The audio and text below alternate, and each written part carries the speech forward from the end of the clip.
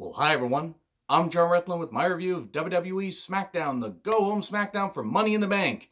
And I really have nothing for this show, so fuck it, you're also going to get my Money in the Bank predictions at the end of this review, which won't be very long, because I like what the women did, and it was very much a by-the-numbers episode. I know that they're just trying to find a way to hype up the rest of the card. There's only 6 matches on Money in the Bank, which is fine, I totally get it, because they're going to try and make it wild and crazy, especially with the men's and women's Money in the Bank matches taking place at the same time. But yeah, this is very much a by-the-numbers show.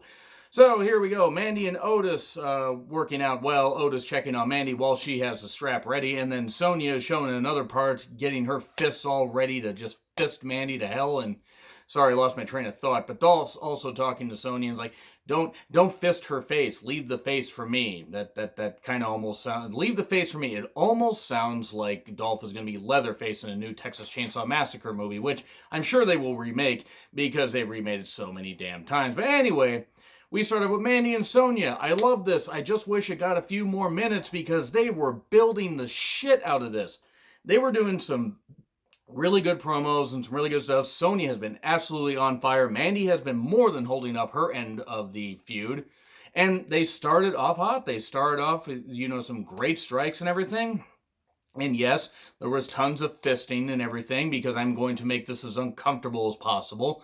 But in all seriousness, I really did enjoy this match. I just don't understand why it only got 6 minutes. Now, I mean, obviously this feud is not going to be blown off here. I hope not. But it was just very odd that while this opened the show, and it was a great way to open the show, they didn't let it go on very long. At one point, Sonya ripping off the eyelashes of Mandy because that was odd. She was also scissoring her from behind. Boy, Sonya looked goddamn good. That's another thing I want to point out. But Sonya has really improved, in the ring. I mean, she was good anyway, but she's finally getting to show what she can do and doing some really good stuff. And Mandy has also done very well, and I'm excited to see what they do with this feud. Sonya is really enjoying this. Oh yeah, she was really enjoying this and trash-talking Mandy, and then Mandy took down Sonya, and we got some more action back and forth. And then we got the most devastating maneuver in all professional wrestling, the surprise roll-up, where Sonya just snatched Mandy and just rolled her up 1, 2, 3. And yeah, it's a bit of an out or whatever. Obviously, Mandy's going to get a win. Maybe do a 3. I would do a best of 7, honestly, and you could have it where Sonya wins it, and both come out fine. Sonya comes out the bigger star, and maybe you move her to Raw and have her beat Becky at SummerSlam for the Raw Women's Championship. Fucking hell, somebody needs to beat her. But anyway, that was the high point, and then we sunk to a low point. New Day, Lucha House Party versus the Forgotten Trumpers, I think is what they're called. Miz and Morrison.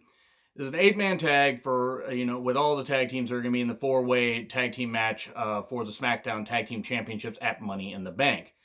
And Blake spiked himself on a dive. It really looked like he spiked himself badly. So Miz and Morrison, they'll say they're the best tag team in the 21st century, or the greatest tag team in the 21st century. But what about the 24th and a half century? If you get that, I love you guys. Poison Rana, why? Why do the Poison Rana at all? And I mean, I say this for indie shows. I say this for New Japan. New Japan's guilty of doing it. Just stop doing the Poison Rana. Yes, wrestling is high impact, but fucking hell, that's an unnecessary move. Even for people that are smart and can take it. Morrison looked like he got spiked. But skull-crushing finale, pins Lince Dorado 1, 2, 3. And of course, during this, the Forgotten Trumpers were taking on the Black Men because that's what they do best. This wasn't really much of a match, and you could have shaved a couple minutes off of this and given it to the women's match, but that's another story for another day. Corbin talks, and he says he's going to toss Ray off the roof. That's murder. That's murder.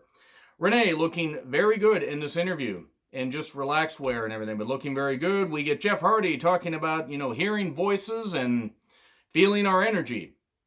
Are we sure he's clean? Sheamus is then talking about mocking Jeff's problems and how he's gotten second, third, and multiple chances and stuff like that. And look, it's the same thing they were doing Jeff Hardy and Samoa Joe and CM Punk and Jeff Hardy back in 2009, which was a great feud. And by the way, CM Punk was right. Look, I'm going to keep this as brief as possible. I hope that Jeff actually is clean for the benefit of himself, for his wife, for their kids. I really hope that he is clean. But he has gotten chance after chance after chance after chance after chance after chance after chance after chance in multiple companies and has screwed it up multiple times. Now, sure, maybe he hasn't always had the best support system. That is entirely possible. There are other factors in on this, but ultimately it is up to him. And it's the fact that it's taken this long for him to realize that, hey, maybe I shouldn't be doing this shit. So if he's clean, he stays clean. I do wish him the best. But honestly, I'm done with Jeff Hardy, and fucking hell, he is washed. He is really washed. He has beat his body to shit. So is Matt. He tried to hit a swanton. That didn't look very good. It wasn't very good. But he beats up Sheamus. And Sheamus is a bully again. Hooray. Well, actually, he was a bully with Chad Gable. Whatever. Bray and Braun cut some promos. And so I want to point out something that Annette Reed 24/7 on Twitter said. That Bray needs to relieve Braun of the championship. Relieve him of his burden. Rollins has said the same thing about Drew McIntyre. Shout out to Annette Reed for that. If you happen to be watching this. And if you aren't, somebody pass this clip along to her. But, we follow each other, but I don't know if she watches the reviews. But no, seriously, great for pointing that out. Didn't really care about this. Braun's like, I am home. I'm not going to listen to your puppets. And Bray's like, I tried to warn you. So unless suddenly he decides to be the Fiend, I think it's Bray Wyatt versus Braun, and we'll see what happens there. I think we know who's winning. We then get Tamina and Lacey versus Bayley and Sasha. I hope 3 of these 4 women took the stairs. And then we had Lacey dressing like either the hottest mechanic or the hottest gas station attendant I've ever seen. Fucking hell, Lacey is gorgeous. And very talented. She hits a hell of a goddamn moonsault. Way better than Charlotte. Charlotte's moonsault is shit. Had to take one shot, Charlotte, there. So, now... We get then, we go to a commercial break. We get a Mania 3 plug, because they're going to show that on FS1. And we have Hogan. I love Jimmy Hart, but we got Hulk Hogan there because, Hogan was probably happy to see the New Day get taken down because Hogan hates the brothers, brother. And then we get back to Tamina. Tamina, tossing Sasha violently. So once again, Snuka just ragdolling a younger woman, just tossing her around needlessly.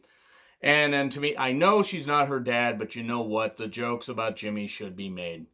She doesn't deserve hate, but I'm going to make these jokes because otherwise I'm going to absolutely split my skull with my anger about Jimmy Snuka not facing any crimes or not facing any charges for that murder.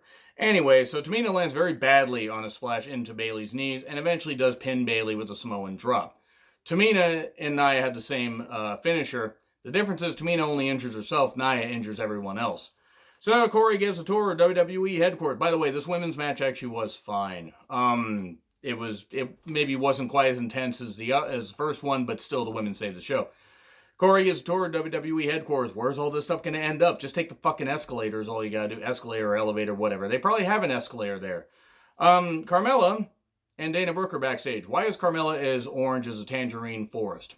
What the fuck? Stop tanning like you're in Final Destination 3. Dana, fucking hell, promos are not her thing. And if they scripted her like this, no wonder she sounded robotic. And I've actually been praising Dana, and she's improved in the ring, but this is not a good promo. Then the hacker guy looks at tag teams and plays some audio of a woman's voice. Payback is coming soon. I wonder who it is.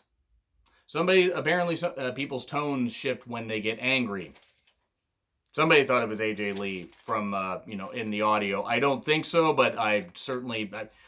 I don't quite remember who it is, but I believe it was one of my, good mutuals. So, if you think that, hey, if you're right, and I'm going to praise you, and please remind me of who said that. But then we get Bryan, Gulak, and Otis. They got a surprise teammate, Otis. It's against Corbin, Cesaro, and Nakamura. Match was fine. It was what it was. Just a hype up, Money in the Bank, stuff like that, even though Cesaro and Nakamura aren't in it. But anyway, a deep 6 pins Gulak. I know it sounds like I'm phoning it in, but I just don't really care about this. And also then we get a big schmoz and everything where Corbin gets a ladder because he's the only one left there in the Performance Center. And then he gets a ladder. Daniel Bryan stops him. And then, then Otis comes in, breaks the rungs of the ladder so he can't get up there. So we're going to have to get a reinforced ladder because he's fat, pal. Vince, presumably. And then Corbin manages to grab the briefcase. Hopefully he didn't grab the women's Money in the Bank briefcase. I'm not here to shame what title you want to go for, but that would be really ridiculous because he probably botched that cash in as well. And SmackDown was what it was. It was by the numbers show. So, Money in the Bank predictions. Here are my Money in the Bank predictions about 10 minutes in. What do you guys think of SmackDown, by the way? Let me know. I don't put polls up anymore. I don't see the point, but let me know what you think of SmackDown. Now, Money in the Bank predictions. New Day, Miz and Morrison. Team do a good lucha thing. Lince Dorado and Grand Metalik and the Forgotten Trumpers. So it's the four-way match. I unfortunately think the Forgotten Trumpers are going to win it, which I don't like because the fact that this is a team that they're going to push right out of NXT is ridiculous. None of them are particularly good. They're not bad athletes, but none of them are particularly good. And yeah, maybe I'm being a little biased here because of, Riker's posts because he's a goddamn idiot. But you know what? I hope they don't win, but they will win. The Forgotten Sons are going to take him, probably pin Kofi and probably, beat down the black men because that's what they do. So, Forgotten Trumpers, new tag team champions. Bayley versus Tamina. I'm going to say this much. If Tamina wins the SmackDown Women's Championship, it's only going to be so somebody cashes in on her very soon after. I don't think it's going to happen because Tamina pinned Bayley on SmackDown, so Tamina is going to lose. Bayley is going to win. Thank God. Not that I'm the biggest fan of Bayley's heel turn, even though I liked it initially. I don't think it's quite working as well, but I give her credit for trying. But Tamina does not deserve to be a fucking champion at this point. Neither does Nia Jax, but Tamina has been injured so often, she doesn't deserve to be a women's champion. Sorry, she just doesn't. Why? Because she's been there for 11 years? Well, whoop-de-fucking-do. Natalia's been there a while, and she's been a champion twice. She should be a champion 4 times. Because she's a good worker, and doesn't injure people. And doesn't get injured all the goddamn time. I mean, whatever. Tamina should not be in this match, but it's a filler thing. We think of Braun versus Bray, Universal title, unless they really want to swerve us and have Bray take the title from Braun. I just can't see it happening. Braun's going to be a placeholder until at least SummerSlam or whenever they decide to get crowds back of some variety. They're not going to have it in Boston. We all know why, but Bray is going to lose. They'll try some smoke and mirrors with the puppets and shit like that and whatever, but Braun is going to beat Bray. Maybe he'll beat him like 3 minutes. Because let's be honest, Braun can't really go with a long match anymore. I wonder if he's told any of his former colleagues to go get a real job. Because he was stupid and said that. People say stupid shit all the time. I mean, I made a show out of it, made a career out of it, quite frankly. Made, a side job out of it, whatever you want to call. But there's learning from your mistakes, and then there's saying shit at the wrong time and then doubling down on it, which unfortunately Braun did. So, I think Braun's going to win, though. I don't really see the point in taking the title off of him. Then we get Drew McIntyre versus Seth Rollins, WWE Championship. And, look, unless they really just want to pull the plug on Drew right here, Rollins is going to have to win. Buddy may try to interfere and stop Drew from winning, but he will inadvertently cost Rollins the victory. Drew will win. That will give Seth an out, and then Seth will attack Buddy, and maybe we get that match at Extreme Rules or whatever, whenever they have Extreme Rules, if they're having Extreme Rules. I don't know what the fuck it is. Extreme Pandemic Rules? I have no goddamn idea. So anyway, now we get to the men's and women's Money in the Bank ladder matches, which are going to be taking place at the same time. 6 men, 6 women, human centipede together.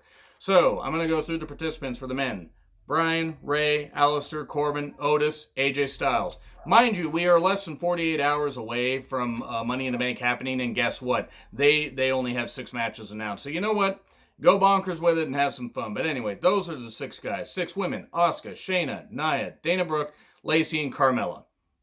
They pretty much spoiled that a Raw woman is going to win the Money in the Bank because they said Becky's going to confront the Money in the Bank winner. So, for the love of God, don't give it to Nia. Just don't. She doesn't deserve it. She didn't deserve to be champion back at WrestleMania 34. She shouldn't be champion again. She's fucking rotten. She's injuring people all the goddamn time. She doesn't want to get any better. Now, I'm not even talking about weight loss or gain or anything. She just doesn't want to get any better in the ring. She's fucking sloppy as hell. She makes Rhonda Singh look talented, and Rhonda Singh wasn't even all that good. R.I.P. Rhonda Singh, because I don't mean to bury the person, just burying the wrestler. But anyway, Asuka or Shayna are going to win. Asuka or Shayna. And I'm going to go with Asuka, because I think Asuka versus Becky would be good, and Asuka should win it, and then maybe you have Asuka and Sonya at SummerSlam, but Asuka should be the one. And don't have this close the show and have cash-ins happen at least a few weeks later. Don't have it happen right away, because then you're going to kill some programs. Asuka should be Miss Money in the Bank. And then for the men, You know, I'm trying to think about this because it depends. You got the SmackDown guys, you got Bryan, you got Corbin, you got Otis. Corbin should not fucking win it. Otis, there's no reason for Otis to win it. Why? Why are you gonna Otis versus Braun? No. Bryan, I don't think is gonna win it. So, but that being said, though, Bryan could win it. Bryan versus Braun could be good. And for the men, I mean, Ray, why should Ray win it? Styles could win it and challenge Drew. That could be good. I actually think Raw's going to end up sweeping this goddamn thing. For the SmackDown women, you could have Lacey do it, and you could pull a swerve and say the ad was just a swerve, and you could have Lacey win the briefcase, but then you got Lacey and Bayley again, which the matches have been fine, but I don't know. I think it's going to be Asuka, and for the men, AJ Styles. I think that's what's going to happen. And as for any stunts or whatever shit's going to pull off, I don't know. People, we're going to watch, dummies, you big dummy, fall off the goddamn roof. We're going to have a bunch of bullshit happen there. They're probably going to go all bonkers and go into Vince's office and somebody's going to hit somebody with the dinosaur skull that he has in his office. We're going to get elevator music. We're going to get some weird stuff. They'll go into catering. They'll just destroy the goddamn office and everything and stuff like that. And yeah, these matches, this is either going to be the greatest thing or it's going to be the worst thing. And I'm leaning more towards it being like Halloween Havoc 95, with the Yeti. Have the Yeti win. Have the Yeti win. No. It's going to be Styles and Asuka, I believe. Because for Bryan for SmackDown, if they really want to go with it. But anyway, let me know what you guys think in the comments. Like, share, subscribe, Twitter handle in the description. I'm John Retlin. I'll see you soon.